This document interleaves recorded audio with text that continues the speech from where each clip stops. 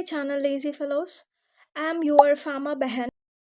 Hello guys, in the series of completing B.Pharmacy, Osmania University syllabus copies, we have completed various departments. Now we will be focusing on the industrial pharmacy, and in this industrial pharmacy we have advanced biopharmaceutics and pharmacokinetics, scale up and technology transfer, pharmaceutical production technology, entrepreneurship management, industrial pharmacy practical 2.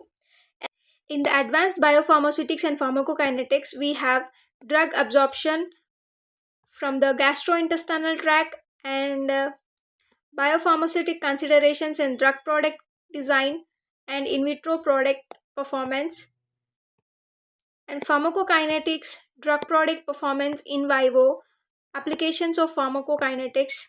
And then the next subject is scale up and technology transfer. In this we have pilot plant design, scale up, validations, equipment qualification, process validation, and industrial safety hazards.